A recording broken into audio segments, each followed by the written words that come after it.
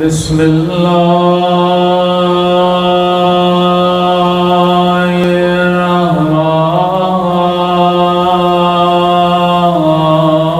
الرحمن الرحیم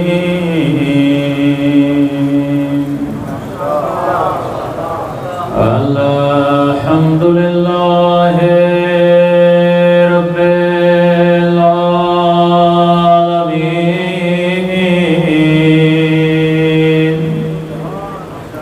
الحمد للہ کما هو أهلا الصلاة والسلام على سيد المرسلين وخاتم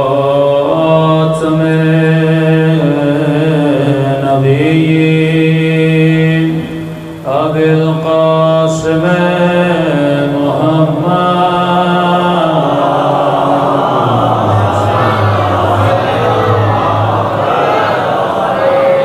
وعلى آله الطيبين الطاهرين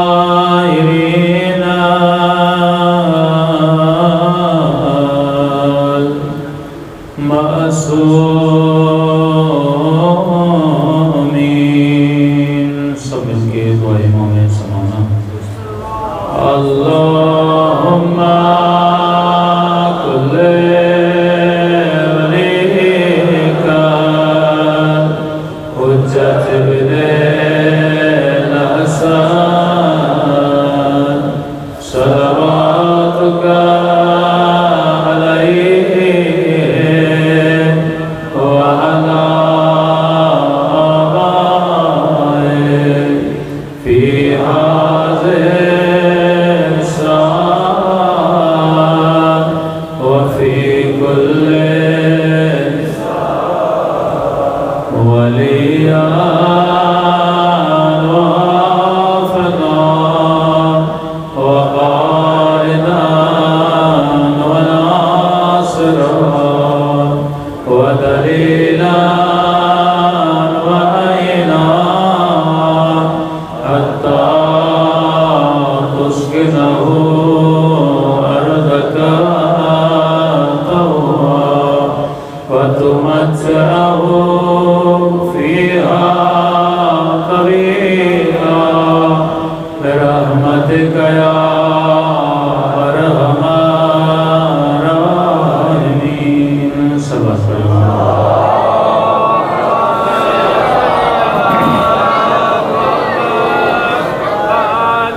بسم الله الرحمن الرحيم رب اشرح لي صدري ويسر لي أمري واحلل عقدة من لساني يفقهوا قولي.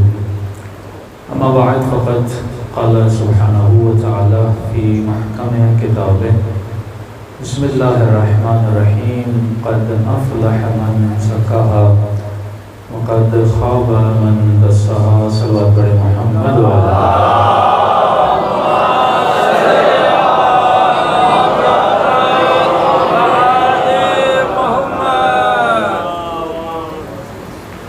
دعا ہے پروردگار عالم ہم سب کی عبادتوں کو اپنی بارگاہ میں قبول فرمائے اور جس مقصد زندگی کی خاطر یہ مجالس رکھی جاتی ہیں مقاصد میں ہم سب کو کامیابیاں نصیب فرمائے. اللہ نے انسان کی فطرت میں ایک چیز رکھی ہے، وہ چاہے انسان مسلم ہو چاہے کافر ہو، فطرت بشریت میں ایک چیز ہے کہ ہر انسان کامیابی چاہتا ہے، ہر انسان سکسیس چاہتا ہے. چھوٹے بچے سے بھی پوچھیں گے کہ وہ پاس ہونا پسند کرے گا یا فیل ہونا، تو کہے گا میں بھی پاس ہونا چاہتا ہوں. 2 نمبر سے بھی ہو تو بندہ پاس ہونا چاہتا ہے، چیٹنگ کر کے بھی بندہ پاس ہونا چاہتا ہے. حالانکہ پتہ بھی ہے کہ چیٹنگ اچھی چیز نہیں ہے، لیکن پھر بھی کرتا ہے کیونکہ اس کے وجود میں ایک جذبہ ہے، اور وہ جذبہ ہے کیونکہ یہ کامیابی چاہتا ہے۔ تو قرآن کہتا ہے قد افلح من زکاہا وقد خاب من دساہا، کامیاب ہے وہ انسان جس نے اپنا تزکیہ کیا، اور ناکام ہے وہ انسان جو سوتا رہا۔ مطلب قرآن ایک چیز کی طرف اشارہ کرتا ہے کہ انسان تو زندگی میں جو بھی کرتا ہے اس کا کوئی نہ کوئی مقصد ہونا چاہیے، ہدف ہونا چاہیے۔ آپ مجلس میں آئے، کیوں آئے؟ یہ کیوں بہت اچھا لفظ ہے کہ انسان جو بھی کرے خود سے پوچھے کیوں؟ مجلس سن رہا ہوں کیوں؟ علی علی کر رہا ہوں کیوں؟ اللہ اللہ کر رہا ہوں کیوں؟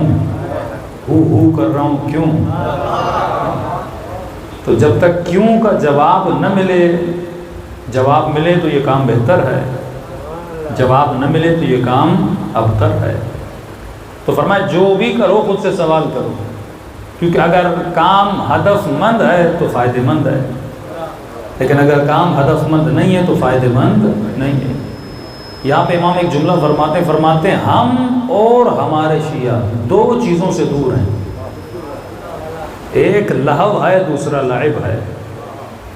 لہو بھی کام ہے لیکن ایک ایسا کام ہے جو بے ہدف ہے، جس کا کوئی فائدہ نہیں ہے۔ لعب بھی ایک کام ہے لیکن ہدف مند ہے، لیکن ایک ایسا ہدف ہے جو طولانی فائدہ نہیں دیتا، ٹیمپرری فائدہ دیتا ہے۔ مثال کے طور پہ آپ کرکٹ کھیلتے ہیں، کرکٹ ایک عربی میں کہا جاتا ہے لعب، کھیل، لیکن ایک ایسا کھیل ہے جو نظام مند ہے۔ مثال کے طور پہ اس میں ایک اوور ہے، اوور میں 6 بال ہیں، بندہ اس طرح سے مارے، زمین سے جائے تو 4 ہے، ہوا سے جائے تو 6 ہے۔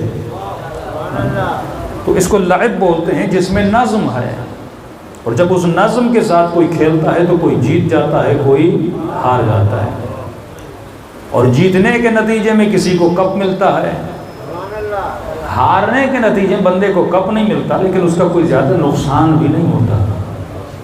تو لعب مطلب یہ ہے کہ جس کے کھیلنے سے انسان کی نہ آخرت بنتی ہے نہ آخرت بگڑتی ہے۔ تو لعب بھی تب تک اچھا ہے جب تک تجھے فائدہ دے، مطلب اس کھیل سے اگر میرے جسم کو فائدہ ہو رہا ہے تو اچھا ہے، ورزش ہو جاتی ہے، ایکسرسائز ہو جاتی ہے۔ لیکن لہو ایک ایسا کام ہے جس کا کوئی فائدہ ہے ہی نہیں، نہ جس میں نظم ہے نہ جس میں ترتیب ہے۔ مثال کے طور پہ بندہ ناچتا رہے، یہ ناچنا لہو ہے کہ بندہ ناچ رہا ہے لیکن اس ناچ میں کوئی نظم نہیں ہے، کوئی ترتیب نہیں ہے، کوئی ایکسرسائز نہیں ہے، کوئی کمپٹیشن نہیں ہے۔ بندہ بھنگڑے مار رہا ہے اور مار ہی رہا ہے لیکن اسے یہ نہیں پتا میں مار کیوں رہا ہوں، ایسا کام کیوں کر رہا ہوں۔ تو مولا فرماتے ہیں ہمارے شیعہ دونوں سے دور ہیں، نہ یہ فضول کام کرتے ہیں نہ یہ فضول باتیں سنتے ہیں، کیونکہ مکتب اہل بیت فضولیات سے دور ہے۔ ہاں کبھی کبھی لعب کھیلتے ہیں لیکن وہ لعب جو ہدف مند ہے۔ اب ایک بندہ کرکٹ کھیلتا ہے 1 گھنٹہ لیکن ایک کھیلتا ہے پورا دن، تو یہ بھی اہل بیت والا نہیں ہو سکتا، کیونکہ مولا فرماتے ہیں یہ جو وقت ہے اس وقت کی قدر و قیمت کو جان، کیونکہ جس نے وقت کی قدر و قیمت کو نہیں جانا اس نے علی کی قدر و قیمت کو نہیں جانا۔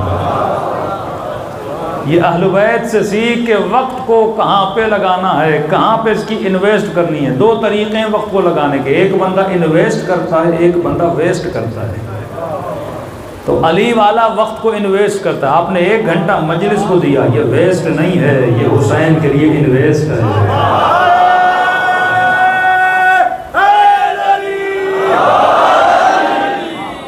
اب وہ ہنر جو اہل بیت سکھاتے ہیں اس کو سمجھنے کی کوشش کریں۔ وقت علی والے کو بھی ملا، وقت دشمن علی کو بھی ملا، دولت علی والے کو بھی ملی، مقدار کی بات نہیں ہے کتنی، لیکن دولت دشمن علی کو بھی ملی۔ اولاد علی والے کو بھی دی جاتی ہے، اولاد دشمن علی والے کو بھی دی جاتی ہے، ساری چیزیں سب کو ملتی ہیں، لیکن علی والے کو ہنر سکھایا جاتا ہے کہ کس چیز کو کس طرح سے استعمال کرنا ہے۔ یہ ہنر ہے علی والے کا. دوسرا ان کا ہنر ہے، شیطان اپنا ہنر سکھاتا ہے، علی اپنا ہنر سکھاتے ہیں. کہ مولا فرماتے ہیں 80% لوگ مال کے آنے کے بعد عیاش بن جاتے ہیں. آپ نے دیکھا ہوگا کہ پیسہ جتنا زیادہ ہوتا ہے عیاشی اتنی زیادہ ہوتی ہے. لیکن سوال پھر یہی ہے کہ عیاش بنتا کیوں ہے؟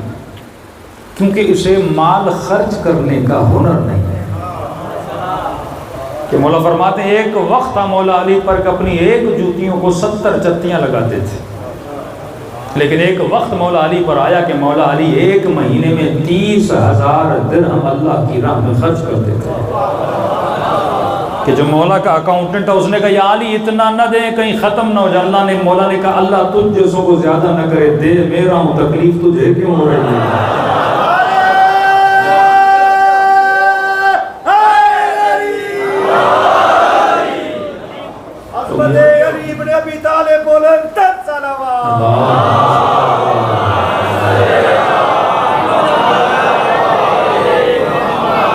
تو نہ مال برا ہے نہ وقت برا ہے، برائی تیرے خرچ کرنے میں.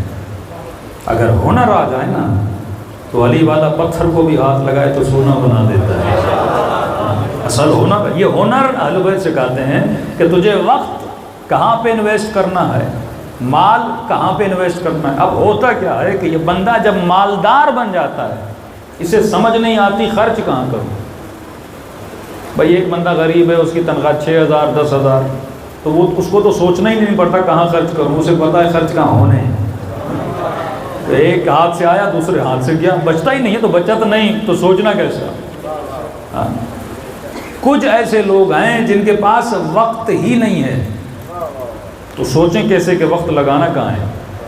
مثال کے طور پہ ایک بندہ مزدور ہے، صبح اٹھتا ہے 7 بجے مزدوری پہ جاتا ہے، رات کو تھکا ہوا ٹوٹا ہوا گھر آتا ہے، پھر سو جاتا ہے. تو اس کے تو 8 گھنٹے 10 گھنٹے محنت میں مزدوری میں گزر گئے. تھکا ٹوٹا سوتا ہے، پھر صبح اٹھتا ہے، پھر اپنے کام پہ لگ جاتا ہے. لیکن جس کے پاس آیا مال، جس کے پاس آئی دولت، اب اس کو مزدوری تو کرنی نہیں ہے. 10 کروڑ بینک میں رکھ لیے، منتھلی جو سود آ رہا ہے بندہ کھاتا جا رہا ہے. اب کیونکہ اسے محنت نہیں کرنی تو اس کے پاس کیا بچا؟ وقت بچا. اب اسے یہ سمجھ نہیں آ رہی کہ مجھے وقت خرچ کیسے کرنا ہے. کہتے ہیں پڑھائی تو کرنی نہیں کیونکہ نوکری نہیں کرنی. اس کا ہدف یہ پڑھائی نوکری کے لیے ہے اور نوکری جو ہے وہ مال کے لیے ہے. تو کہتے ہیں مال تو میرے پاس ہے تو میں بچے کو پڑھاؤں کیوں، نوکری کیوں کرواؤں، علم سے کیوں دوں. تو سوچ غلط ہے. جب فکر غلط ہوتی ہے تو انسان کا کام بھی غلط ہو جاتا ہے. تو بنیادی چیز جو اہل بیت کرتے تھے وہ سب سے پہلے لوگوں کی فکر بدلتے تھے. جب فکر بدل جاتی تھی تو بندہ سلمان خود بن جاتا تھا. اصل چیز ہے فکر کی ٹیوننگ کرنا. اگر فکر نہیں بدلے گی تو بندہ کیسے بدلے گا؟ کہ میں ہمیشہ کہتا ہوں کہ 2 بندے ہیں، ایک کو گالی دو جب آپ سے گالی دیتا ہے، دوسرے کو گالی دو کچھ نہیں کہتا. بندے تو دونوں ہیں، گالی تو دونوں کو ملی. تو ان دونوں میں تبدیلی کیا ہے کہ ایک گالی کا جواب گالی سے دے رہا ہے، دوسرا گالی کا جواب خاموشی سے دے رہا ہے. فرق یہ ہے کہ دونوں کی فکر الگ الگ ہے.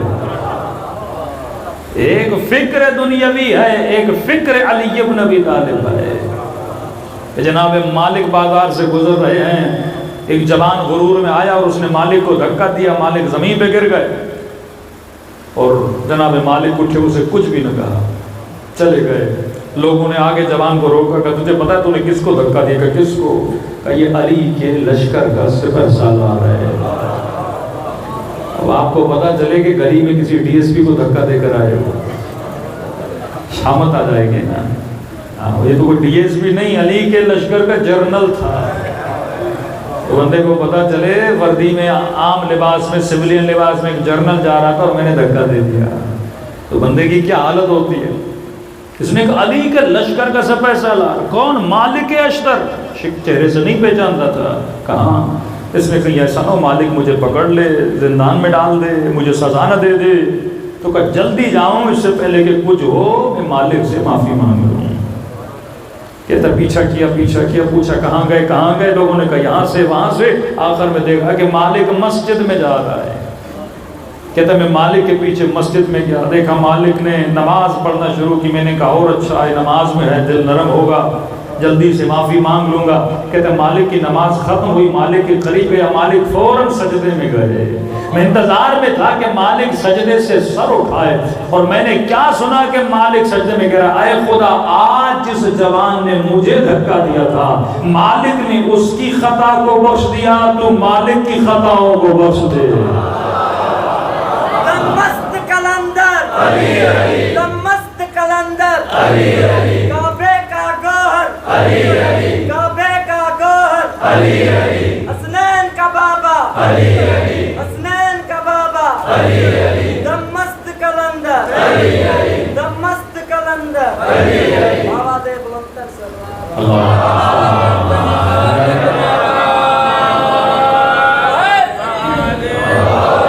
تو آپ نے دیکھا مالک کی فکر اور ہے، ان کی فکر قرآنی ہوا کرتی تھی کہ قرآن کہتا ہے الا ان تحبوا، کیا تم پسند نہیں کرتے کہ تیرا رب تجھے بخشے؟ بندوں نے کہا خدا کیوں نہیں پسند کرتے؟ اگر چاہتے ہو میں تجھے بخشوں، تو میرے بندوں کو بخشنا شروع کر دے۔ تو فکر اگر بدل جائے تو بندے کا عمل بدل جائے۔ اصل چیز یہ کھوپڑی ہے،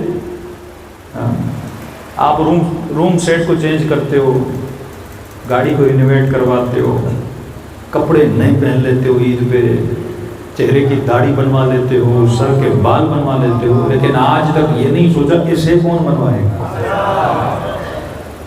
اس کو بھی تو رینویٹ۔ بندہ 70 سال کا ہو گیا ابھی تک وہی فکر وہی سوچ ہے۔ وہ لوگ فرماتے وہ علی والا ہو ہی نہیں سکتا جس کا آج اس کے کل سے بہتر نہ ہو۔ یہ بہتری فکر کی بہتری ہے، یہ بہتری سوچ کی بہتری ہے۔ تو بندے دو ہیں، لیکن جب فکر بدل جائے تو ان کا عمل بھی بدل جاتا ہے۔ علی مولا ہے، چہرے پہ لعاب دہن پھینکا جاتا ہے، لیکن علی یہ نہیں سوچ رہے اس میں میری توہین ہے۔ مولا یہ سوچ رہے ہیں کہ اگر میں نے بھی وہی کیا جو اس نے کیا، اس میں توہین ہے۔ لیکن علی اگر ضبط کرے، اپنے غصے پر کنٹرول کرے، تو یہ فکر امیر المومنین ہے، کیونکہ جب تک تو نفس پہ کنٹرول نہیں کر لیتا تب تک تو مجاہد نہیں کہلاتا۔ تو بیسک انسان کی فکر ہے۔ اب فکر اچھی ہوگی تو اپنا وقت بھی وہاں انویسٹ کرے گا جب مولا علی نے کہا ہے۔ اب مال زیادہ ہے، اسے یہ نہیں پتا کہ وقت کہاں انویسٹ کرنا ہے، کیونکہ کام کرنا نہیں، نوکری پہ جانا نہیں، تو یہ 24 گھنٹہ اب کیا کرتا ہے، وقت زیادہ آ گیا نا، یا ٹی وی پہ لگا لیتا ہے، یا دوستوں کے ساتھ عیاشی میں گزار لیتا ہے۔ اب وقت اتنا زیادہ ہے، کھانا صحیح ہے، منع نہیں ہے، اسلام کہتا ہے کھاؤ، لیکن جب وقت بندے کے پاس زیادہ ہو تو حیدرآباد سے اٹھتا ہے، کراچی جاتا ہے ایک بریانی کھانے۔ یہ لہو ہے۔ مولا فرماتے ہمارے شیعہ لہو سے دور ہیں کہ پیٹ کی خاطر تو 10 گھنٹے سفر کرے، پیٹ کی خاطر۔ علی والا وقت کو کیسے بچاتا ہے؟ اب بریانی بھی کھانی ہو لیکن لہو بھی نہ بنے تو بندہ کیا کرے؟ تو موضوع فرماتے بیوی بچوں کو گھمانا مستحب ہے، تو مہینے میں ایک بار کسی دور علاقے میں گھمانے بھی جاؤ اور ساتھ میں بریانی بھی کھا لو، دونوں کام ہو جائیں گے۔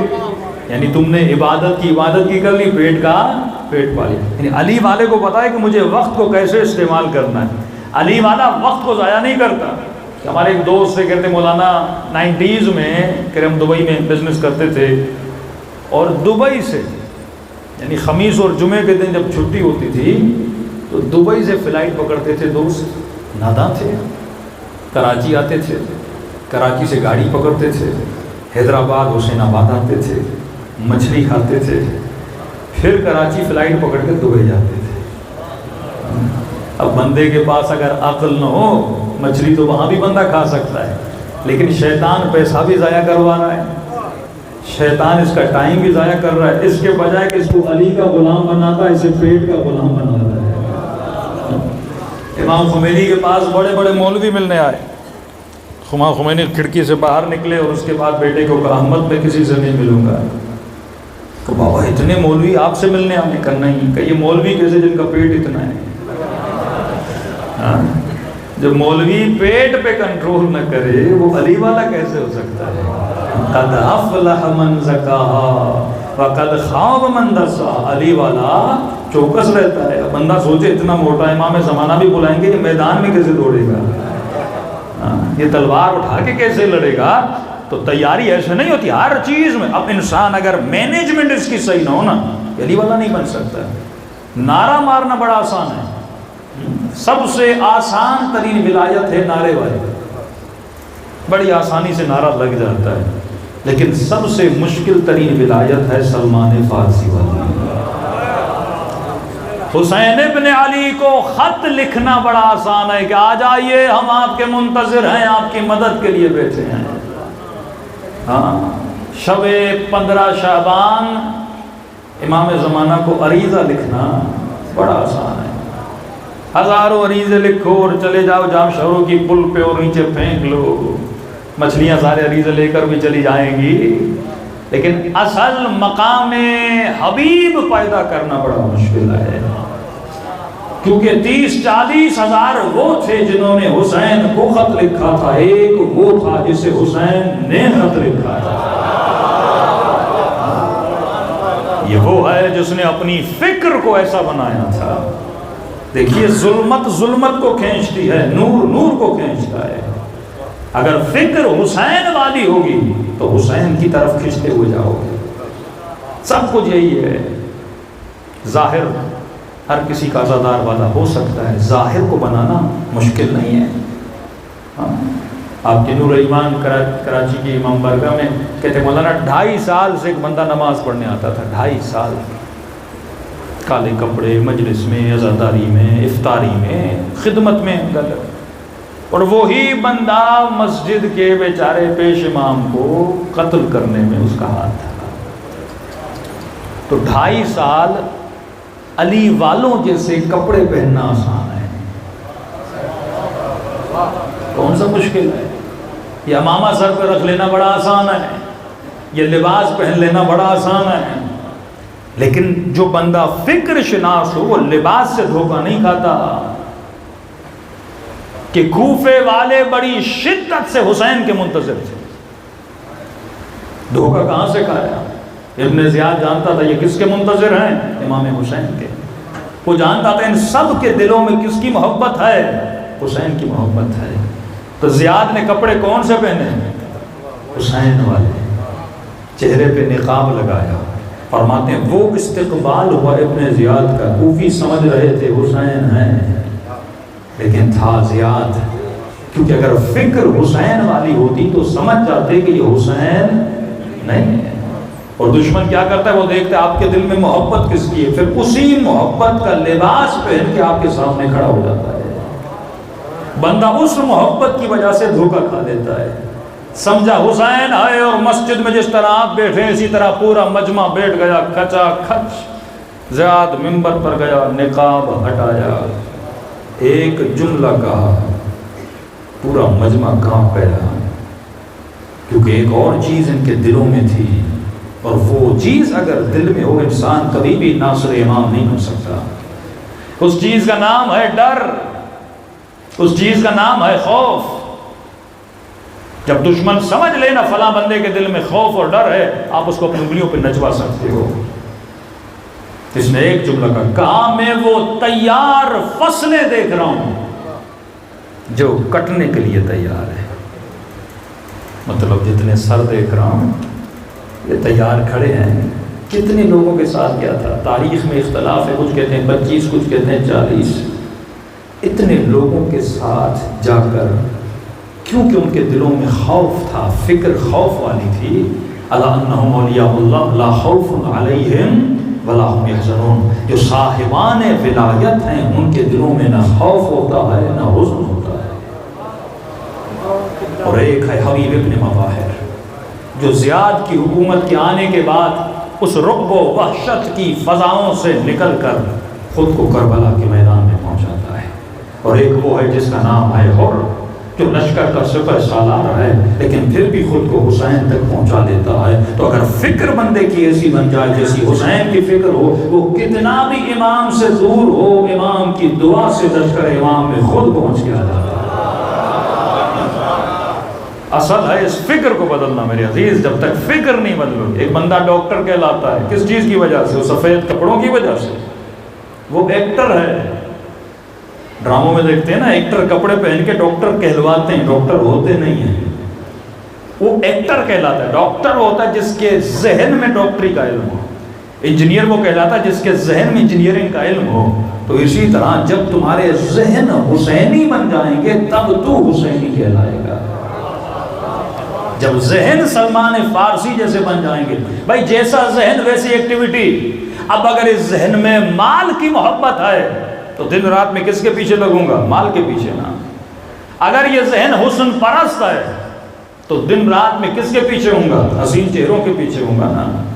اگر اس ذہن میں میوزک کی محبت ہے میں کس کے پیچھے جاؤں گا؟ میوزک کے پیچھے جاؤں گا نا. لیکن اگر اس ذہن میں حسین کی محبت ہے تو یہ دن رات کس کے پیچھے ہوگا؟ حسین کے پیچھے ہوگا. تو تجھے دیکھنا یہ ہے کہ تیرے ذہن میں کیا ہے. اگر ذہن میں حسین آ گئے تو تیرے کام حسینی بن جائیں گے.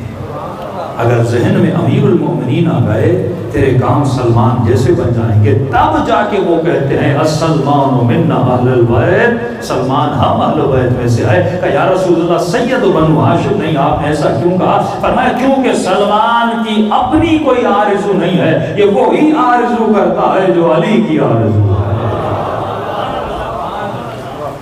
تو ذہنوں کو شبیہ حسین بناؤ, ذہنوں کو شبیہ علی ابن ابی طالب بناؤ. اور ذہن ایسے شبیہ نہیں بنتے. ذہن کو خوراک کی ضرورت ہے, ذہن کو غذا کی ضرورت ہے. ہاں بھوک لگتی ہے کیا کھاتے ہو؟ کھانا. جیسا کھانا بدن کو دو گے ویسا بدن بنے گا. ہاں آئلی کھانا کھاؤ گے کولیسٹرول بڑھے گا, زیادہ میٹھا کھاؤ گے شوگر بڑھے گی, زیادہ نمکین کھاؤ گے بی پی ہائی ہو جائے گا. تو جیسا کھانا جسم کی ویسی طبیعت. اسی طرح ذہن کو جیسا علم دو گے ذہن ویسا بنے گا. اگر ذہن کو غذائے امیر المؤمنین دو گے تو ذہن امیر المؤمنین والا بنے گا. اب خوراک ذہن کیا ہے؟ ذہن کو خوراک کہاں سے ملتی ہے؟ اس کے 5-6 دروازے ہیں. ذہن کو خوراک ملتی ہے آنکھوں سے. جو تصویریں جمع کرتے ہو وہ ذہن دیتا ہے. ذہن کو خوراک ملتی ہے کانوں سے. جو آوازیں لیتے ہو یہ کان کھڑکی ہیں ذہن کی خوراک کی. ان کے ذریعے سے جس طرح پیٹ میں غذا جاتی ہے منہ سے, اسی طرح ذہن کو خوراک ملتی ہے یا کانوں سے یا آنکھوں سے یا ناک سے سونگھ کے یا زبان سے چکھ کے یا ہاتھ کو لمس کر کے. ہاتھ لگاؤ گے تو پتہ چلے گا فلاں چیز نرم ہے فلاں چیز گرم ہے. آنکھوں سے دیکھو گے تو پتہ لگے گا یہ حسین کی زری ہے, یہ عباس کا روزہ ہے, یہ بین الحرمین ہے, یہ قرآن کی کتاب ہے, یہ نہج البلاغہ ہے. اور کانوں سے سنو گے, مجلس سنتے ہو, یہ ساری معلومات کہاں جا رہی ہیں؟ ذہن میں جا رہی ہیں. اب یہ تیرا دار و مدار ہے کہ تو ان کھڑکیوں کو کس کے حوالے کرتا ہے. اگر کھڑکیاں شیطان کے حوالے ہیں تو ذہن شیطانی ہے. اگر یہ کھڑکیاں امیر المؤمنین کے حوالے ہیں تو ذہن بھی مومن بن جاتا ہے. سلمان اس لیے بنا کیونکہ سلمان کی آنکھیں علی پہ شروع ہوتی تھی, علی پہ ختم ہوتی تھی. تبھی فرمایا کہ علماء کی محفل میں بیٹھو. علماء سے مراد مولوی نہیں ہے, جو صاحبان علم ہے. کوئی بھی ہو سکتا ہے, کیونکہ صاحبان علم کے ساتھ بیٹھو گے علم ملے گا, جاہلوں کے ساتھ بیٹھو گے جہالت ملے گی. کبھی کبھی کہا کہ مرد کو منع ہے کہ عورتوں کے ساتھ زیادہ نہ بیٹھے, کیونکہ فطرت ہے خواتین کی غیبت کرنا. اب بیٹھو گے تو کہانیاں شروع ہو جائیں گی, پڑوس کے گھر میں یہ ہوا, بھائی کے گھر میں یہ ہوا, فلاں کے گھر میں یہ ہوا, تو ذہن غیبتوں سے بھر جائے گا. اور ہمارے نانا مرحوم کہتے تھے اگر ایک کمرے بند کمرے میں 2 خواتین آپس میں بات نہ کریں یہ کائنات کا معجزہ ہے. تو انسان کو سوچنا چاہیے میں کہاں بیٹھ رہا ہوں.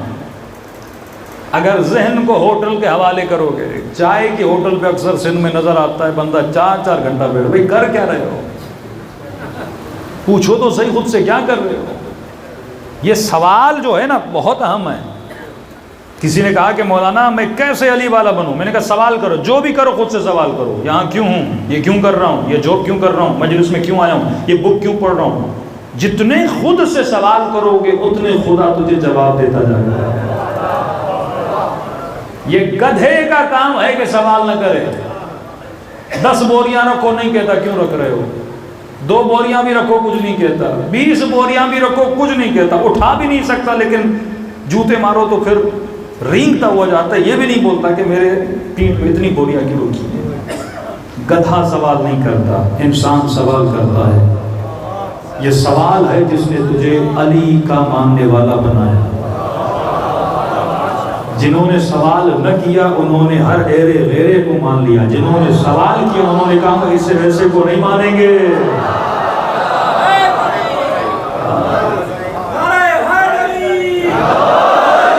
یعنی جس امت نے سوال نہ کیا، جو آیا تخت رسول پر، ممبر رسول پر بیٹھا، بیٹھ نہ گیا، جو بھی ہے صحیح ہے، تو پھر چلتے چلتے ان کو یزید بھی پلیٹ میں ملا۔ پھر کتابیں لکھنے لگے، نہیں خلافت اور ہے، ملوکیت اور ہے۔ یہ تجھے آج پتا چلا خلافت اور ملوکیت اور ہے؟ اس سے پہلے ممبر بھی وہی ہے، مسجد بھی وہی ہے، نعرہ بھی وہی ہے، امیر المومنین کا لقب بھی وہی ہے، تجھے کیوں ملوکیت لگ رہی ہے؟ ہمیں تو شروع سے ملوکیت لگ رہی ہے۔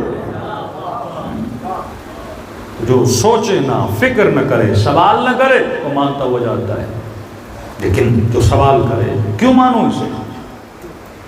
سوال ہے نا۔ میں نے اسکول کھولا ہے، اسکول میں ٹیچر رکھنا ہے، میرے محلے میں پڑھا لکھا ٹیچر بیٹھا ہے، تو مجھے کہہ رہا ہے کہ پہلی پاس کو بٹھاؤ۔ بھئی عقل کا تقاضا ہے، ایک بیچلر ہے، ایک ماسٹر ہے، ایک پی ایچ ڈی ہے، تو کون زیادہ پڑھا لکھا؟ پی ایچ ڈی والا ہے نا۔ اور آپ کو کوئی کہ نہیں میٹرک پاس کو بٹھاؤ، میری نظر میں تو میٹرک فیل تھے، کوئی کہے میٹرک پاس کو بٹھاؤ، عقل کہتی ہے کہ نہیں، عالم کی جگہ پہ عالم، جاہل کی جگہ پہ جاہل، معصوم کی جگہ پہ معصوم، مشرک کی جگہ پہ مشرک۔ عدل کا تقاضا ہے، تو جب تک سوال نہیں کرو گے تب تک در امیر المومنین نہیں ملتا۔ یہ سوال ہے جس نے آپ کو در اہل بیت پر لایا۔ تو اے مومن جو کرو سوچو کہ کیوں کر رہے ہو، جب تک سوچو گے نہیں تب تک زندگی پتہ کون سی چیز کہاں پہ انویسٹ کرنی ہے۔ مولا کا چاہنے والا امام سے ملنے آیا، کیا دیکھا مولا کا سادہ سا گھر ہے، اسے دکھ ہوا کہ علی کا اتنا پرانا گھر، چلا گیا۔ کہتا ہے کئی سالوں کے بعد پتہ لگا کہ مولا علی کو خلافت ملی ہے، خوش ہوا، یقیناً اب علی نے بڑا گھر بنایا ہوگا۔ خوشی خوشی آیا، مولا سے ملا، مولا کہاں رہ رہے ہیں؟ کہا یہی گھر ہے۔ کہا مولا میں تو سمجھا تھا کہ ابھی آپ نے کوئی اچھا خاصا گھر بنایا۔ امام نے کہا بنایا ہے۔ کہ مولا کہاں کا؟ شہر کے باہر۔ اس نے سمجھا مولا نے کوئی باہر بڑا فارم ہاؤس بنایا تاکہ لوگوں کو پتہ نہ چلے اور تفریح کا وقت اس باغ میں امیر المومنین گزارنے کا۔ مولا چلیے کئی دن ہو گئے ہم بھی گھومنے نہیں گئے۔ امام نے کہا چلو، اٹھے، ساتھ چلے، چلتے گئے چلتے گئے چلتے گئے، اور ایک مرتبہ قبرستان میں داخل ہوا۔ کہ یا علی راستہ بھول گئے، باغ جانا تھا۔ امام فرماتے یہی تو ہے کہ یا علی میں سمجھا نہیں۔ امام نے کہا السلام علیکم یا اہل الدیار، اے قبروں میں سونے والو تجھ پہ علی کا سلام ہو۔ بس فرق اتنا ہے تم تھوڑی دیر پہلے چلے گئے، علی تھوڑی دیر بعد آئے گا۔ کہ مولا محل کا، امام نے فرمایا اگر میں دنیا میں محل بناتا، سوچ کے بتا کتنے سال رہتا۔ سوال انسان کو ہوشیار بناتا ہے۔ اگر میں دنیا میں محل بناتا، سوچ کے بتا علی کتنے سال اس محل میں رہتے، 50 سال، 60 سال، 100 سال۔ اور دنیا کا کتنا بھی محل ہو ایک دن تو پرانا ہو جائے گا، ایک دن تو گر جائے گا۔ کہ علی نے وہاں محل بنایا ہے جہاں علی کو ہمیشہ رہنا ہے۔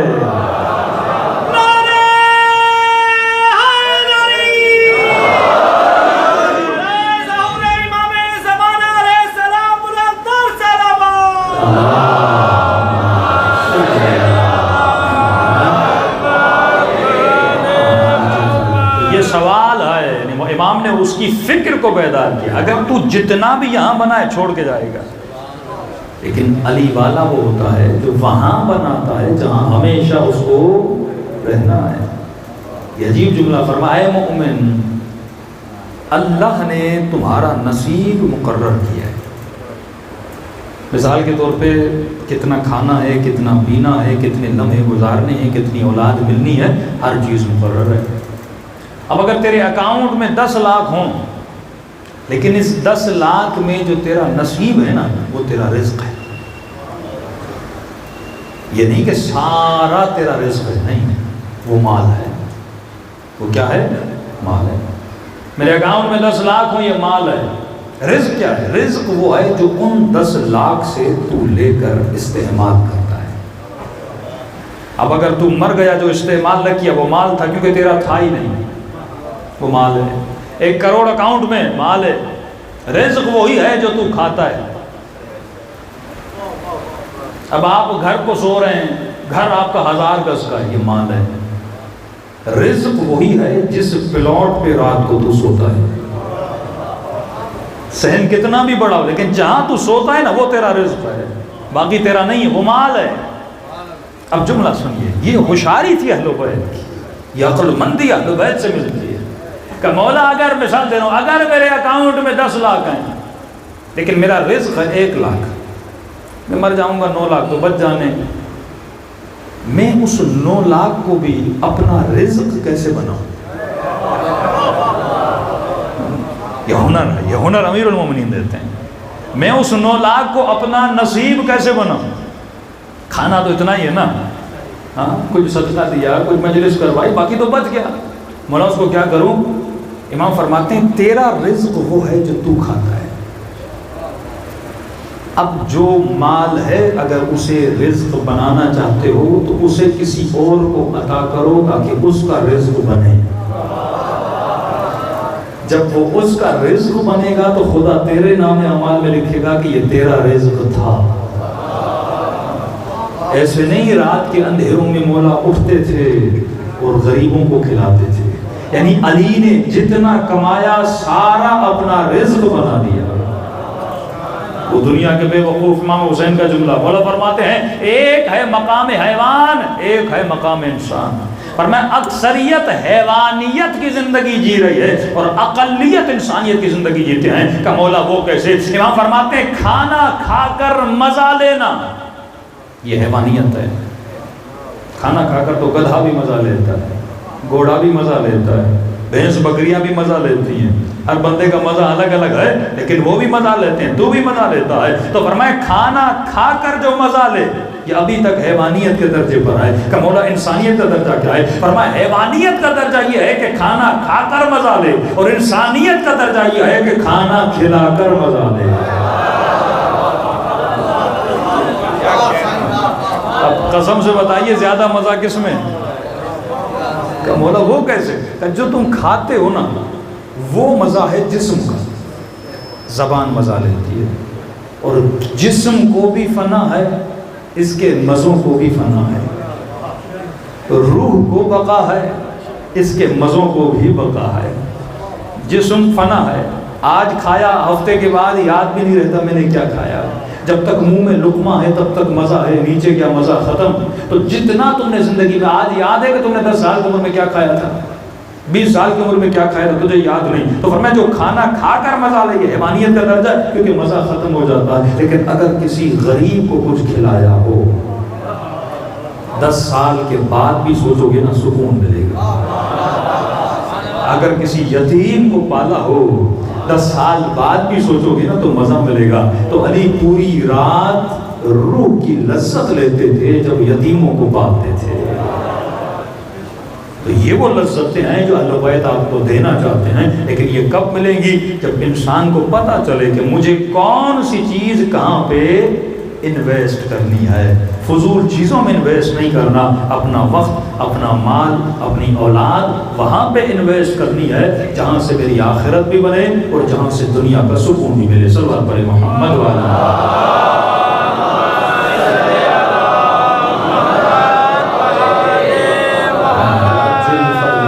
طریقے سے اہل بیت نے کام کیا، یعنی تصور کریں حکومتیں ان کی، میڈیا ان کا، فوجیں ان کی،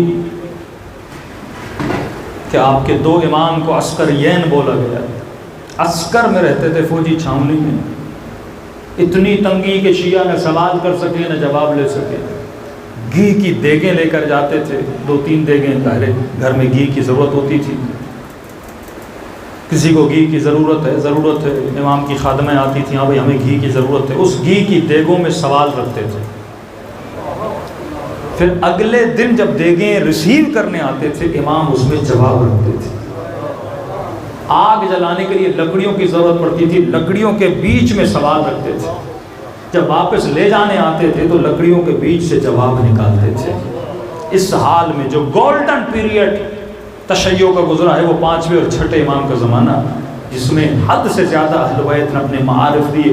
یعنی اب تصور کرے گا دوسرے اماموں کو بھی موقع ملتا تو کتنا علم ہم تک پہنچ سکتا تھا۔ صرف 2 اماموں کو موقع ملا، جس کو گولڈن یعنی سنہری پیریڈ کہا جاتا ہے حضرت والسلام کا۔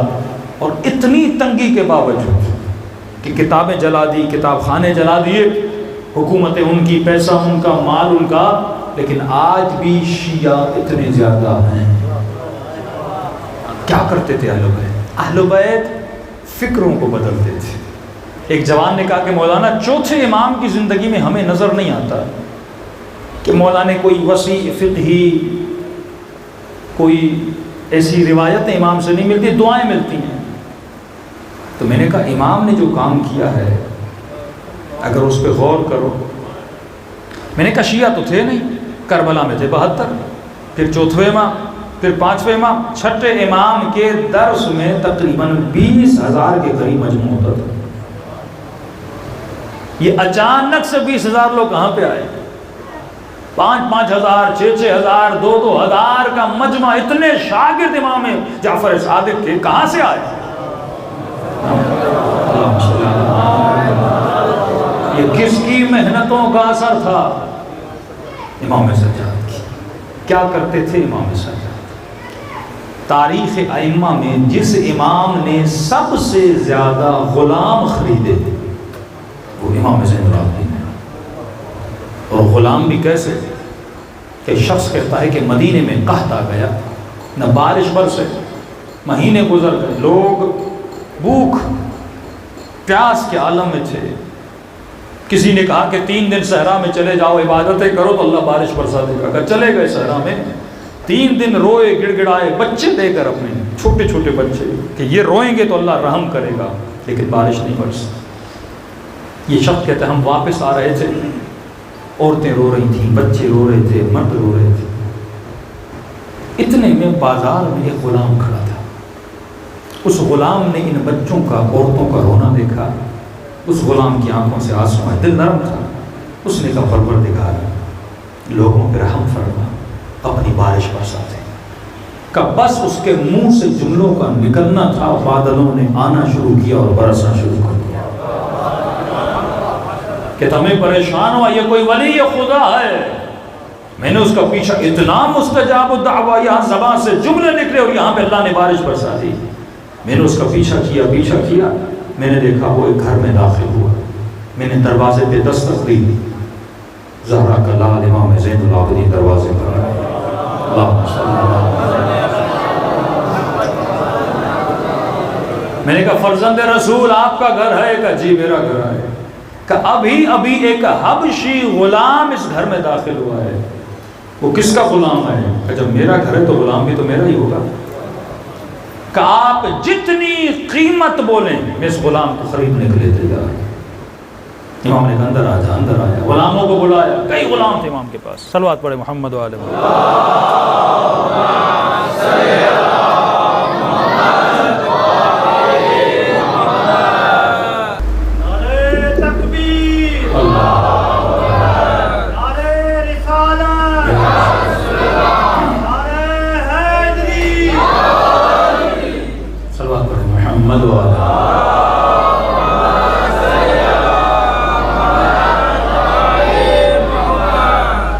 جتنی قیمت لیں میں غلام خریدنے کے لیے تیار ہوں۔ امام گھر کے اندر لے کر آئے، کہا تو اتنی قیمت، اتنے میرے غلام ہیں، اس کے لیے کیوں دے رہے؟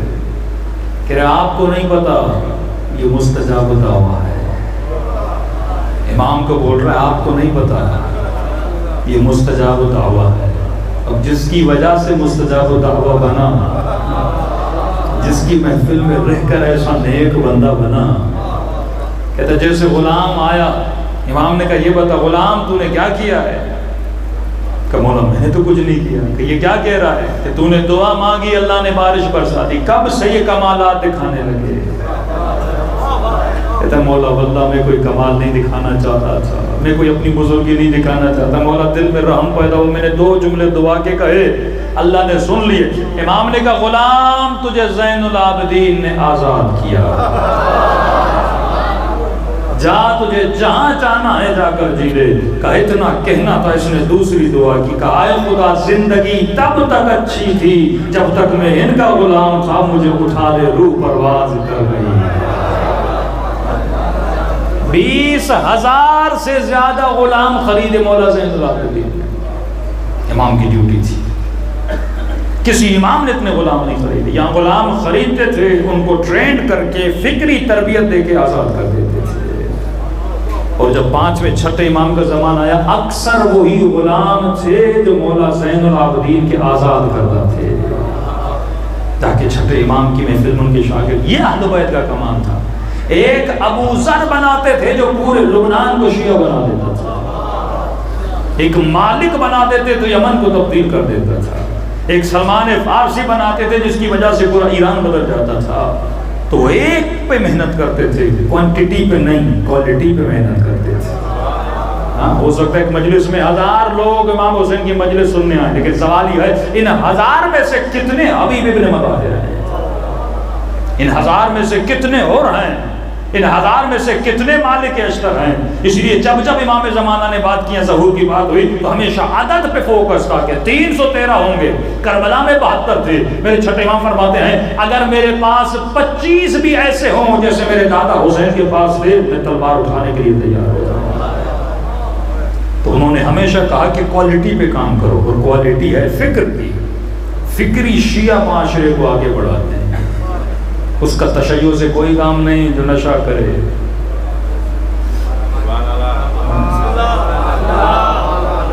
مت سوچئے کہ نشے کرنے والے تشیع سے کیا فائدہ. کہ نہیں مولانا یہ بھی کام کے ہیں. میں نے کہا یہ بتاؤ ایک چرسی سے اس کے گھر والے تنگ ہیں تو علی تنگ نہیں ہوگا؟ یہ مکتب تربیت کا مکتب ہے. یہ مکتب سلمان بناتا ہے. ہاں غیر تربیت یافتہ طبقہ ہر مکتب میں ہوتا ہے. یعنی کہ صرف ہمارے اندر کچھ لوگ نہیں، ہر مکتب میں غیر تربیت یافتہ ہوتے ہیں. لیکن ان سے نفرت بھی نہیں کرنی، کیونکہ مولا فرماتے ہیں ہم نے کبھی گنہگار سے نفرت نہیں کی، اس کے گناہوں سے نفرت کی. جب گناہ چھوٹا بندہ اور بن گیا.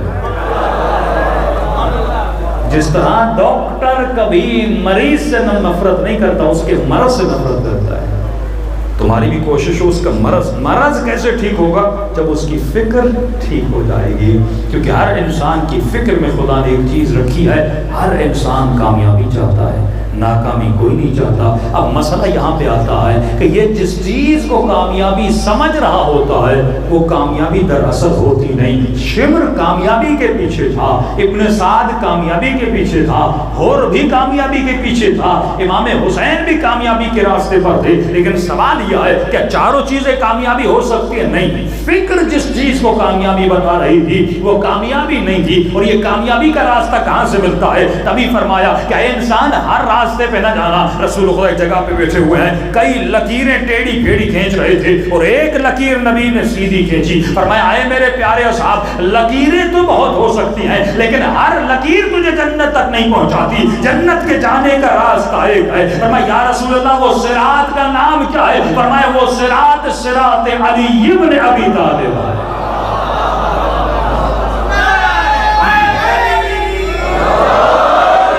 ایک ہی راستہ ہے جو ہدایت کا راستہ ہے، جہاں سے تجھے ہدایت، ایک ہی فکر ہے جو فکر ولایت اہل بیت علیہ الصلوۃ والسلام ہے، جہاں سے تجھے ہدایت اور منطق کا راستہ مل سکتا ہے۔ تو فرمایا کہ شمر بھی کامیابی کے پیچھے تھا، لیکن اس نے کامیابی مال کو سمجھا تھا۔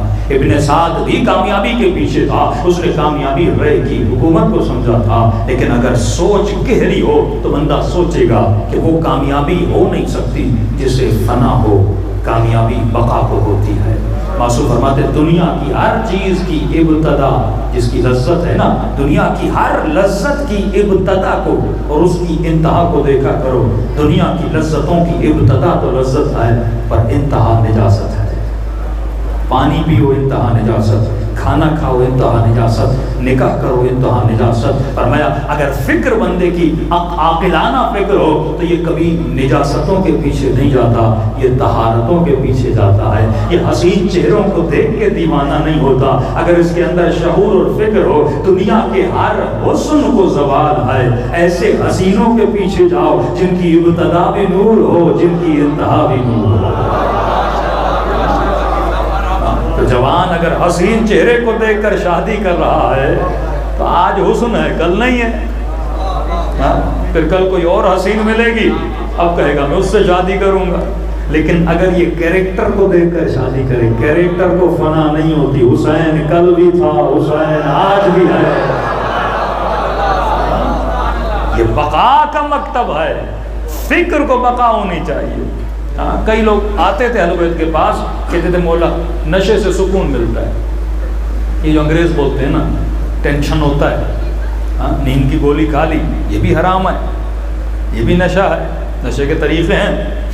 فرمایا نیند کی گولی کھا لی، نشہ کر لیا، تو فرمایا اگر عقل مند ہو تو سوچو، نشہ سکون نہیں دیتا، نشہ غافل کرتا ہے۔ حلال نشہ کون سا ہے؟ حلال نشہ، کسی نے مولانا جنت کی بوٹی، حلال نشہ ہے نیند، بہترین نشہ ہے نیند۔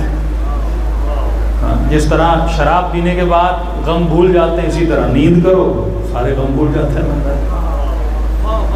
تو خدا کہتا ہے میں نے سب سے بہترین سکون جو رکھا ہے نا جسم کے لیے، وہ نیند ہے۔ بڑے سے بڑا ٹینشن ہو، سو جاؤ تو 7-8 گھنٹے بندہ بھول جاتا ہے۔ لیکن اگر عقل مندی سے سوچو تو دنیا کا کوئی بھی نشہ ٹینشن دور نہیں کرتا، ٹینشن کو بھلاتا ہے۔ کتنے گھنٹے کے لیے؟ 1 گھنٹہ، 2 گھنٹہ، 1 ہفتہ، ٹینشن وہیں کا وہیں رہتا ہے، تو بھول جاتا ہے چند لمحوں کے لیے۔ نشہ جیسے ٹوٹتا ہے ٹینشن ویسے سامنے۔ تو میں کیا کروں کہ ٹینشن رہے ہی نہ۔ شراب پیو گے 4 گھنٹے، نشہ کرو گے 2 گھنٹے، لیکن جیسے نشہ ٹوٹا پھر ٹینشن، پھر زیادہ نشے کرنے سے نشہ ہی ٹینشن بن جاتا ہے۔ جب تک نہ کرے تو سکون نہیں۔ تو یہ ایک ایسی چیز ہے جو سکون دے نہیں رہی بلکہ خود میرا سکون تباہ کر رہی ہے۔ تو بہترین چیز کیا ہے؟ اہل بیت سے پوچھئے۔ فرمایا الا بذکر اللہ تطمئن القلوب۔ ایک چیز ہے جو بندے کے دل کو مطمئن کرتی ہے، وہ ہے ذکر پروردگار اعظم، کیونکہ اسے بقا ہے۔ چھٹے امام درس دیتے تھے، لوگ آتے تھے سنتے تھے۔ ایک دن مولا منبر پر بیٹھے، مجمع سامنے، کہ جی مولا فرمائیے آج کیا ہم پڑھیں گے اور کیا آپ سکھائیں گے؟ امام نے فرمایا آج میں تجھے کچھ بھی نہیں سکھاؤں گا، اتنے دنوں سے تجھے سکھا رہا ہوں، آج میں پوچھوں گا کہ تم نے میری کل کی باتوں سے سیکھا کیا؟ اب بندہ روز مجلس میں آئے دیگیں کھا کے چلا جائے تو فائدہ کیا؟ مانی کو پوچھنا چاہیے تو نے مجلس سے سیکھا کیا، میں نے اتنا خرچہ کیا؟ ہاں تو اور بھی بنا کے نہیں بنا، نمازی بنا کے نہیں بنا، فلاں بری عادت کو چھوڑا کے نہیں چھوڑا۔ یعنی اگر حسین کی محفل میں آ کر بھی میں نہ بدلوں تو پھر مجھ میں اور ان میں کیا فرق رہا؟ جو نبی کے ساتھ بھی رہے لیکن گدھے کے گدھے رہے۔ میں نہیں کہہ رہا، قرآن کہہ رہا سورہ جمعہ اولئک کالانعام بل ھم اضل۔ میں نے تو پھر بھی گدھا کہا، قرآن کہتا ہے یہ حیوان نہیں بلکہ حیوان سے بدتر ہے۔ اے حبیب تیری محفل میں رہے پھر بھی منافق رہے، تیری صحبت میں رہے پورا سورہ منافقون خدا نے اتار دیا۔ منافق کیا ہوتا ہے؟ منافق کی نشانی ہے نبی کی محفل میں بیٹھے، نبی نماز کی بات کریں، اللہ کی بات کریں، تقوی کی بات کریں، ایمان کی بات کریں، واہ واہ یا رسول اللہ کیا کہنا ہے، اور باہر جائے تو تقوی ہے ہی نہیں۔ ایک نشائی میری مجلس میں آئے، میں نشے کے خلاف پڑھوں کہ واہ واہ مولانا، اور باہر جا کے پھر چرس پیے، یہ منافق ہے، اسے پتہ نہیں اس کے اندر نفاق ہے۔ شرک خفی، اہل بیت نے کیا فرمایا؟ شرک خفی کیا مطلب؟ میں کسی کو اس نیت سے سلام کروں کیونکہ یہ مالدار ہے، کیونکہ یہ پیسے والا ہے، اگر اس نیت سے میں اسے سلام کر رہا ہوں یہ بھی شرک ہے۔ سلام کرو تو خدا کے لیے، اگر میں اس نیت سے مجلس کر رہا ہوں تاکہ محلے والے کہیں واہ واہ کیا مجلس، شرک ہے، یہ ملاوٹی مجلس ہے، حسین کے لیے نہیں ہے۔ ایک مجلس میں ٹائم نہیں، مباحث کو کھولا، ایک بات سے دوسری بات بن جاتی ہے، تو خلوص عبادت کا نام ہے خلوص، ملاوٹ ہوگی تو شرک ہے۔ نفاق کی یہی بات ہے کہ بندہ سامنے کچھ کہے اور پیٹھ پیچھے کچھ ہو۔ کیوں فرمایا ریاکار، کہ مولا ریاکار کی تعریف کیا ہے؟ کہ جب مسجد میں نماز پڑھے نا بڑے سکون سے اللہ اکبر سبحان اللہ سبحان اللہ سبحان اللہ، اور گھر میں جائے تو کوے والی نماز۔ مسجد میں تیری اسپیڈ کم تھی، گھر میں اتنی اسپیڈ زیادہ کیوں گئی؟ کیونکہ مسجد میں 4 لوگ دیکھ رہے تھے نا، تو سکون والی نماز تھی، لیکن گھر میں کوئی نہیں، تیز نماز پڑھی۔ تو یہ نماز لوگوں کے لیے تھی، اللہ کے لیے نہیں تھی۔ نبی کے لشکر والا میدان جنگ میں مر گیا، لوگوں نے کہا یا رسول اللہ شہید ہوا اللہ کی راہ میں، کہا نہیں اللہ کی راہ میں نہیں، خچر کی راہ میں مرا ہے۔ کہ وہ کیسے کا؟ دشمن کا ایک بڑا سا خچر تھا، اس کو دیکھا، اس نے کہا اس کو ماروں گا اور خچر لوں گا۔ اللہ کے لیے نہیں لڑ رہا تھا، کس کے لیے؟ خچر کے لیے۔ تو میدان احد اسی چیز کو عیاں کرتا ہے کہ کچھ وہ تھے جو نبی کے لیے آئے تھے، کچھ وہ تھے جو مال کے لیے آئے تھے۔ جب وہ غنیمت کو دیکھا تو مال غنیمت کی طرف دوڑے، لیکن علی ٹوٹی ہوئی تلوار سے ایسے نبی کا دفاع کر رہے تھے جیسے مسلمان کعبے کا طواف کرتا ہوا نظر آتا۔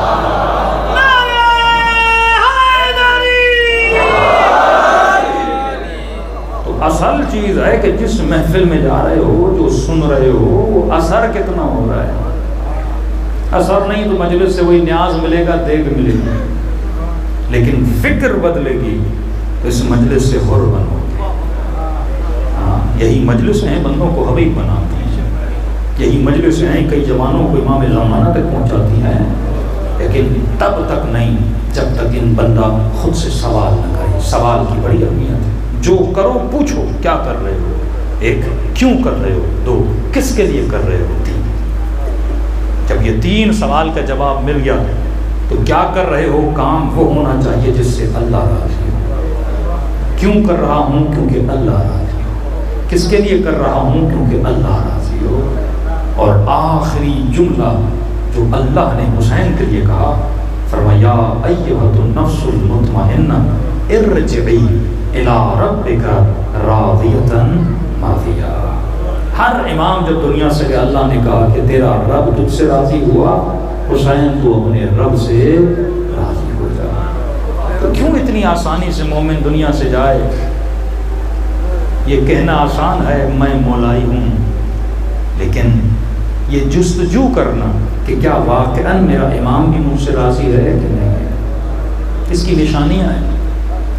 اگر کسی مومن کی 40 سال زندگی گزر جائے لیکن ایک خواب بھی ایسا نہ آئے جس میں اہل بیت کی زیارت ہو، کچھ بھی نہیں، ایک ملک کی زیارت تو ہونی چاہیے۔ یہ خواب اچھے کیوں نہیں آتے؟ کیونکہ روح ابھی پرواز نہیں کر رہی۔ کہ چھوٹی سی چڑیا ہے نا، پر میں پتھر باندھ دو، چڑیا پر ہیں پر اڑ نہیں پائے گی کیونکہ پتھر بندھے ہیں۔ تمہاری روح پرواز کر کے حسین کی زری تک جا سکتی ہے، لیکن جب روح کے پروں سے تم نے گناہوں کو باندھا ہوا ہے، واللہ یہ نہیں جا سکتی۔ اور جس کو توانائی آ جائے نا پرواز کی، ڈیلی فرمایا چیک کیا کرو کہ کیوں نہیں ہو رہا. اعمال بتائیں اہل بیت نے، اوراد بتائیں اہل بیت نے، بندہ فرش سے عرش پہ جا سکتا ہے لیکن کیوں نہیں جا پاتا؟ کیونکہ اس نے کبھی سوچا نہیں کہ میں نے 20 سال گزار دیے کہاں، 40 سال گزار دیے کہاں، 60 سال زندگی گزر گئی، لیکن یہ زندگی کہاں گزری، کیسے گزری، کس کے لیے گزری؟ فرمایا یوم تری المؤمنون والمؤمنات یسعی نورہم بین ایدیہم و بایمانہم، قیامت کے دن کچھ لوگوں کو لایا جائے گا جن کے چہروں سے نور نکل رہا ہوگا. اہل محشر پریشان ہے، خدا یہ شہید ہے نہیں، ولی ہے نہیں، امام ہے نہیں، نبی ہے نہیں، کون ہے؟ اللہ کہے گا پوچھو. آئیں گے تم نے کون سا ایسا عمل کیا ہے کہ تمہاری چہروں سے نور نکل رہا ہے؟ آواز دے کر کہیں گے دنیا میں لوگوں نے ہم سے نفرتیں کی پر ہم نے کسی سے نفرت نہیں کی، دنیا میں لوگوں نے ہم سے دوستیاں کی لیکن ہم نے کسی کو دوست نہ رکھا. کہ پھر تم نے کس سے نفرت کی، کس سے دوستی کی؟ پر میں دوست اس سے رکھا جو اللہ کا دوست تھا، نفرت اس سے کی جس کے دل میں اللہ کی نفرت تھی. لیکن ہماری دوستیوں کا معیار مال، دولت، مقام، میری شادی میں آیا، میری شادی میں نہیں آیا، میرے بھائی کو یہ کہا، میری بیٹی کو وہ کہا. یہ ساری دشمنیاں میری اپنی وجہ سے ہیں، اللہ کی وجہ سے نہیں ہے. زیارت عاشورہ پڑھو، انی سلم لمن صالمکم وحرب لمن حاربکم. مولا وہ شخص جس کے دل میں آپ کی محبت ہے میں اس سے محبت کرتا ہوں، جس نے آپ کو تکلیف دی ہے مولا میں اس سے نفرت کرتا ہوں. تو محبت اور نفرت کا معیار یا خدا بنے یا آل رسول بنے. بوڑھا سا صحابی، اتنی غلامی کسی نے کی تاریخ میں اللہ یا فضا ملتی ہے یا یہ جناب جون ملتے ہیں. رسول کا غلام تھا، جانے کے بعد علی کا غلام بنا، علی کے جانے کے بعد مولا حسن کا غلام بنا، مولا حسن کے جانے کے بعد امام حسین کے در پہ غلامی کرنے گیا. شاید کربلا کا سب سے عمر میں زیادہ صحابی تھے، یعنی اتنا فضل اس کو نصیب ہوا کہ نبی کا صحابی، علی کا صحابی، حسن کا صحابی، مولا حسین کا صحابی. جب سارے لوگ کربلا کے میدان میں خود کو مودت کی راہ میں قربان کرنے جا رہے تھے تو اس وقت یہ بوڑھا صحابی، تاریخ لکھتی ہے کہ ابرو سفید اور اتنے بڑے کہ آنکھوں پہ پڑتے تھے، کمر جھکی ہوئی کہ کمر سیدھی نہیں کر پاتا تھا. فرمایا جن محملوں میں بیویوں کو بٹھا کر لایا گیا تھا ایک محمل جون کے لیے بنا، کیونکہ گھوڑے پہ بیٹھ نہیں سکتا تھا، چل سکتا نہیں تھا. پرانا غلام گھرانہ رسالت کا جب سب کو جاتے ہوئے دیکھا تو عقیدت میں مولا حسین کے پاس آئے کہ مولا سب جا رہے ہیں، مجھے بھی جہاد کی اجازت دیجیے. امام نے سر سے لے کے پاؤں تک دیکھا. فرمایا جون تیری زندگی گزر چکی ہے، تو بوڑھا ہے، تو کیا لڑے گا؟ میں نے تجھ سے جہاد کو اٹھا لیا. مطلب کیا اٹھا لیا؟ مطلب تو زندگی جا کے گزار، جنت تیرے اوپر واجب ہو گئی، جہاد تیرے اوپر نہیں. مطلب اگر تو ہم سب کو بھی شہید ہو تو دیکھ لے تو جون تلوار اٹھانا تیرے اوپر واجب نہیں ہے. کہ مولا یہ نہیں ہو سکتا، میں لڑوں گا. اس وقت امام نے کہا کہ جون حسین نے تجھے آزاد کر دیا، اب اگر غلامی کرنی بھی ہے تو آزاد ہے، جا زین العابدین کی غلامی کر. کہتے ہیں مولا چوتھے امام خیمے میں تھے، آیا اور عام غلام نہیں تھا، یہ وہ ہے جس نے چوتھے امام کو خود پالا تھا، بیٹے کی طرح ہے نا. بچپن سے لے کر جوانی تک اس بوڑھے غلام نے خدمت کی. آنکھوں سے آنسو بہ رہے تھے اور کہنے لگا کہ مولا عرض کرنے آیا ہوں. کہ بولو جو. کہ حسین نے آزاد کیا، آپ کی غلامی میں بھیجا ہے. میں مولا سے کچھ کہہ تو نہیں سکا لیکن آپ کو تو کہہ سکتا ہوں کیونکہ آپ کو اپنے ہاتھوں سے پالا ہے. کیا کہنا چاہتے ہو؟ کہا مجھے اس نے جہاد نہیں ملا، سفارش کریے کہ میں جا کر جہاد کروں۔ کہ جب جون بابا نے آزاد کر دیا تو جاؤ اپنی زندگی گزارو، کیوں تیروں اور تلواروں کے سائے میں جانا چاہتے ہو؟ کہ مولا چلا تو جاؤں لیکن یہ غلامی کے خلاف ہے۔ کہ وہ کیسے؟ کہ مولا یہ کیسا غلام ہے جو اچھے وقتوں میں ساتھ رہے اور برے وقت میں حسین کو چھوڑ کے چلا جائے؟ لعنت ہے ایسی زندگی پر۔ میں سب وفا غلام نہیں، میری سفارش کریے۔ امام نے حال دیکھا، فرمایا ٹھیک ہے میں بابا کو بولتا ہوں۔ اذن جہاد ملا۔ کہتے ہیں گھوڑے پہ چڑھنا چاہتا تھا، چڑھ نہیں پایا۔ بالآخر اس نے کس کے کپڑا اپنی کمر پہ باندھا تاکہ کمر تھوڑی سیدھی ہو جائے، اپنے ماتھے پہ رومال باندھا تاکہ ابرو اوپر ہو جائے۔ کربلا کے میدان میں اور تلوار نکال دی اور رجس پڑھنے لگا، اے لشکر یزید، حسین کا غلام تجھ سے لڑنے آیا ہے۔ کہتے ہیں اتنے بوڑھے نبی کے صحابی کو جب لشکر نے دیکھا تو لشکر والے حسین کی بے بسی پہ ہنس رہے تھے۔ کہ حسین کے پاس جوان ختم ہو گئے، بوڑھوں کو بھیج رہا ہے۔ جن بوڑھوں سے تلوار اٹھائی نہیں جاتی حسین وہ ہمارے مقابلے میں بھیج رہا ہے۔ ابن سعد نے کہا میں جانتا ہوں یہ بہت پرانا غلام ہے، حسین بھی پیار کرتے ہیں، زین العابدین بھی اس سے بڑا پیار کرتے ہیں۔ کہ خبردار کوئی اسے مارے گا نہیں، تیر نہ تلوار نہ نیزہ۔ کہ آقا پھر کیا کریں؟ کہ حسین کو تکلیف دینی ہے۔ کہ پھر اسے کیسے ماریں؟ کہ گھوڑوں پر سوار ہو جاؤ اور اس کا گھیراؤ کرو، تیر سے نہ مارنا، تلوار سے نہ مارنا، اتنے پتھر مارو کہ حسین اس کا تڑپنا ہوا دیکھیں۔ کہتے ہیں بوڑھے صحابی کو اتنے پتھر لگے، اتنے پتھر، یہ زمین پہ گر پڑا ہے۔ خدا کی قسم جس نے اتنی غلامی کی ہو اسے تو خود سے مطمئن ہونا چاہیے نا کہ میں نے زندگی حسین کی غلامی میں گزار لی۔ بڑھاپا زخموں سے چور چور ہو کر حسین کی راہ میں جا رہا ہے، لیکن فرمایا جیسے گرا تو آواز دے کر کہا کہ غلام آقا کو بلا رہا ہے۔ چند صحابی تھے جن کا سر میرے مولا حسین نے اپنی گود میں رکھا، ہر صحابی پہ نہیں گئے۔ ہو رہا ہے جناب جون ایک دو اور صحابی ہیں، وقت نہیں تھا کہ ہر صحابی کا سر والا گود میں لیتے، ان میں سے ایک یہ غلام ہے۔ اب روایت سننا، لشکر یزید والا کہتا ہے ایک منظر میں دیکھ رہا تھا، حسین جیسے پہنچے جون کا سر گود میں لیا، اس نے ایک جملہ کہا کہ مولا حسین اب آپ مجھ سے راضی ہیں۔ یعنی اتنی غلامی کرنے کے بعد بھی جب تک مولا کے منہ سے نہیں سنتا روح نہیں نکل رہی۔ امام نے فرمایا کہ جون حسین بھی تجھ سے راضی، میری ماں زہرا بھی تجھ سے راضی۔ لشکر یزید والا کہتا میں نے عجیب اتنی محبت میں نے کسی آقا کے اپنے غلام کے ساتھ کہتا زندگی میں نہیں دیکھی جو آل رسول نے کی ہے۔ کہتے بار بار یہ غلام اپنا سر خاک کربلا پہ رکھتا تھا، حسین پھر اٹھا کے گود میں رکھتے تھے، یہ پھر خاک کربلا پہ رکھ لیتا تھا۔ کہتا ہے کئی مرتبہ یہ منظر میں نے دیکھا، مجھے نہیں پتا ہو کیا رہا تھا۔ شاید یہ جون کہہ رہا ہو کہ مولا حسین یہ غلام کا سر ہے آقا کی گود میں کیسے؟ آپ کی گود تو علی اکبر کے سر کے لیے بنی ہے، آپ کی گود تو عباس کے سر کے لیے بنی ہے۔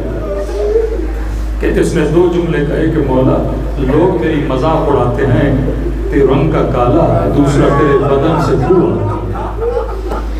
کہتا ہے ایک منظر میں نے دیکھا جو کبھی نہیں دیکھا، جب بار بار جون اپنا سر زمین پہ رکھ رہا تھا، حسین نے دیکھا یہ اپنی گود میں ڈالنے نہیں دے رہا، تو کہتا میں نے ایک منظر دیکھا، حسین نے اپنا سر جھکانا شروع کیا، یہاں تک کہ اپنے رخسار جون کے رخسار پہ رکھ لیے۔ فرمایا جون تیری شہادت کے بعد کسی شہید کے بدن سے اتنی خوشبو نہیں آئے گی جو تیرے بدن سے آئے گی، اور جو تجھے رنگ کا کالا کرے قیامت کے دن جتنا تیرے چہرے سے نور نکلے گا۔ یہ ہے حق غلامی، کہ زندگی ان کی غلامیوں میں گزر جائے. پھر جب غلامی ایسی ہوتی ہے تو محبت ایسی ہوتی ہے. اگر بندہ مدائن میں بھی مر جائے نا تو ولی جنازہ پڑھانے مدائن چلے جاتے ہیں. دنیا کے کسی کونے میں بھی چلے جاؤ لیکن حق کے غلامی ادا کیا ہو وہ آتے ہیں اور تمہارے لیے دعائیں کرتے ہیں. دلوں کو کربلا لے کر چلیں, سلام کریں اپنے آقا کی غربت میں. اس وقت ہم سلام کے علاوہ کر بھی کیا سکتے ہیں کہ کاش کربلا ہوتے زینب کی چادر نہ لٹتی, اے کاش کربلا ہوتے اکبر کے سینے میں برچھی نہ لٹتی. یا لیتنا کنا معکم. فرمایا سلام کر کے اظہار محبت کرو اور اپنے نام اعمال میں ثواب زیارت حسین کو لکھواؤ. سب مل کے السلام علی حسین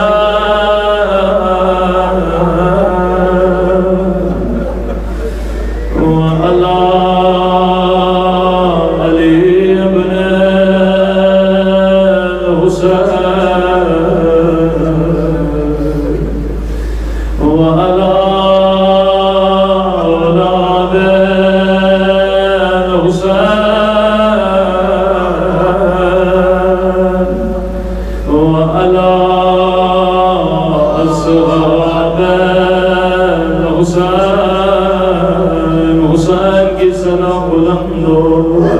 سب مل کے السلام علی الحسین وعلی علی ابن بلند آواز وعلی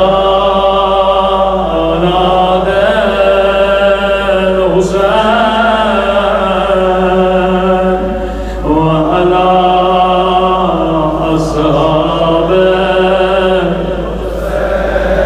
سب مل کے بلند آواز سے السلام علی الحسین وعلی علی ابن وعلی اولاد الحسین وعلی اصحاب. میرا سلام ہو زینب کی لٹی ہوئی چادر پہ.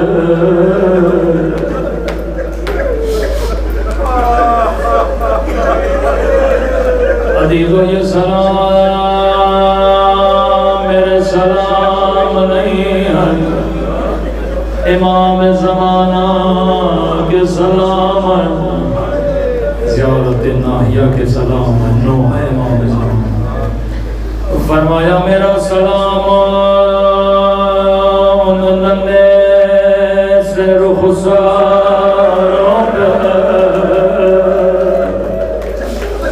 جن کا رنگ بدلتا.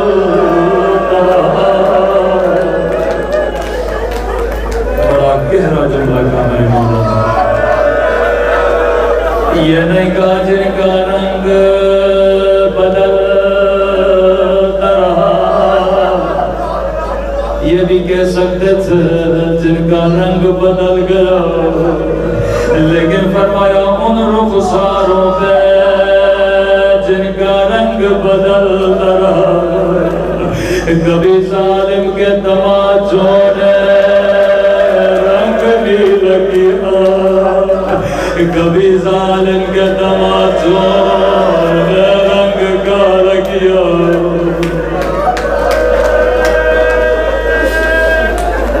رسول خدا کا فرمان ہے مسلمانوں, کبھی حیوان کو بھی منہ پہ نہ مارا کرو.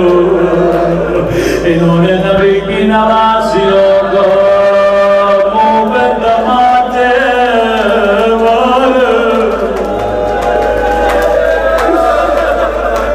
امام زمانہ فرماتے مومن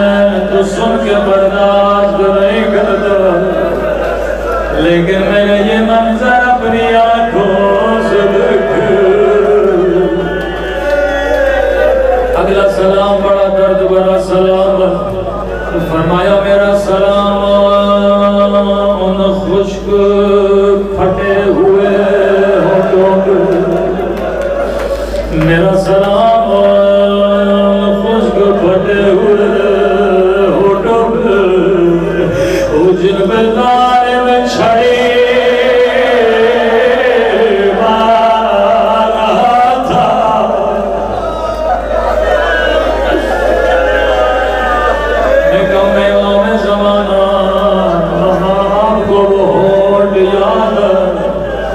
لیکن اگر گستاخی نہ ہو ایک سلام میں بھی کرنا چاہتا ہوں، میرا سلام ان ننھی سی آنکھوں پہ جو یہ منظر دیکھ رہی تھی، اللہ کسی بچی کو بابا کا سر نہ دکھائے۔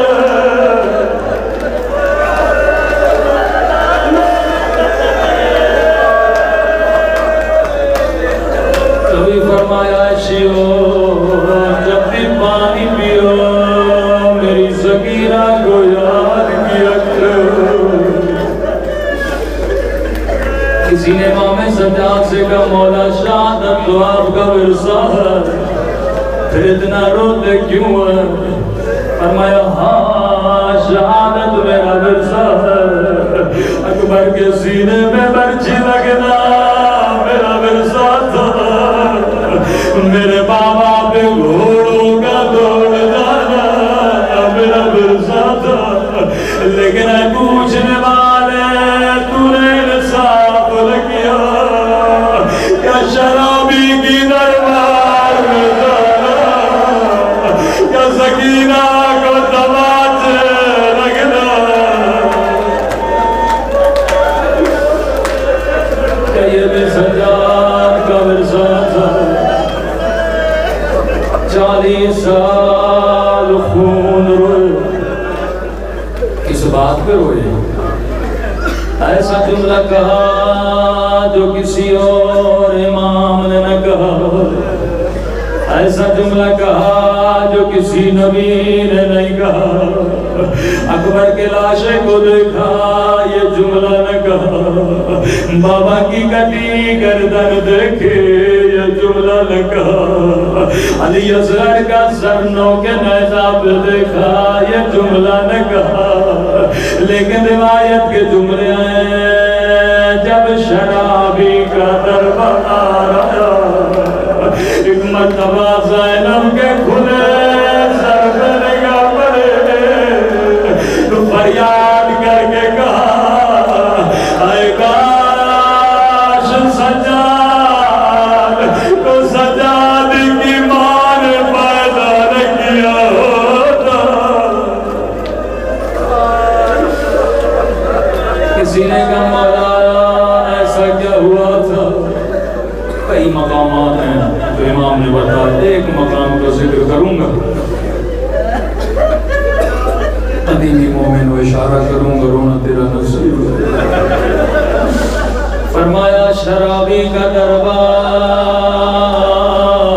اور قیدی مولا دربار میں ایسا کیا ہوا؟ فرمایا یار ایک رسی تھی، ایک رسی تھی اور 18 گردن تھے، ذرا سمجھ کے رونا، ایک رسی تھی اور 18 گردنیں تھی، وہ کسی کا قد بڑا کسی کا قد چھوٹا۔ فرمایا میں جب جب کمر کو سیدھا کرتا تھا باقر کی آواز آتی تھی، او بابا میرا گلا گھٹ رہا ہے۔ پورے سفر میں میری کمر جھکی رہی ہے۔ اتنے میں یزید دربار میں آیا، اپنے طرف پہ بیٹھا اللہ جانے شمر نے کانوں میں کیا کہا. ملون نے پہلی نگاہ قیدی میں بھی ہوں گی. پہلا سوال کیا میں نے سنا ہے حسین کی 4 سالہ بچی ہے. مجھے بتاؤ بچی کون ہے؟ شمر نے سکینہ کی طرف اشارہ کیا. ملون نے جیسے سکینہ کو دیکھا پہلا سوال کیا ہے بچی بتا تیرا نام کیا ہے؟ اور روایت کے جملے بڑے سخت ہیں. امام زمانہ اگر مجلس میں موجود مجھے معاف کریے گا. جیسے پوچھا بچی تیرا نام کیا ہے؟ راوی کہتا ہے بچی کے ہونٹ ہلے پر آواز نہیں نکلے.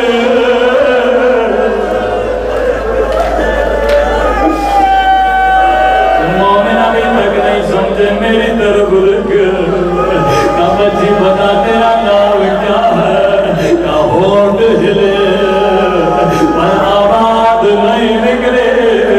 تیسری مرتبہ غصے میں کہا میں تجھ سے سوال کر رہا ہوں بتا تیرا نام کیا ہے؟ یا امام سجاد کی آواز آئے او ملعون بچی بتا تو رہی ہے لیکن گردن کی رسی بڑی تنگ ہے. او بچی کی آواز کیسے نکلے؟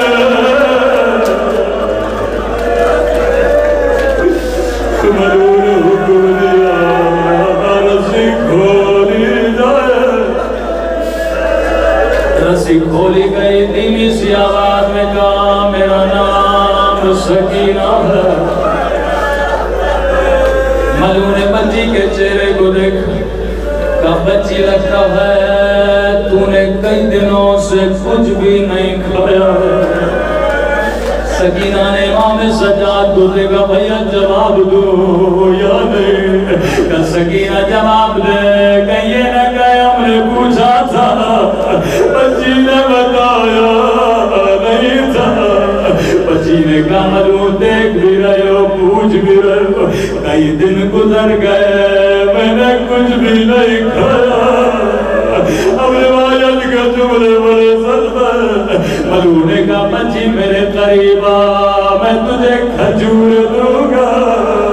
کہ عرب میں رسم تھی کھجور دشت میں رکھ دیتے. یا بچی ننے ننے قدم اٹھاتی ملعون کے قریب جاتی. یزید اشارہ کرتا ہے دشت بلایا جائے. یا دشت بچی کو دیا. بچی نے جیسے کپڑا ہٹایا وہ کیا دیکھا ایک کٹی ہوئی گردن ہے. سر کو سینے سے لگایا. وہ میرے 3 دن کے پیاسے بابا وہ میرے غریب الوطن بابا وہ بابا شبل نے میرے دل چھینے.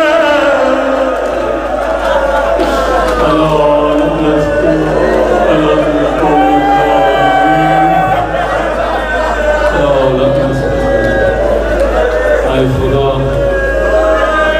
لباس پر سکینہ کی یتیمی لباس سے امام زین العابدین کی مصیبت ہمارے مولا اور آقا امام زمانہ کا ظہور فرما. بانیان مجلس کی پریشانیوں کو دور فرما.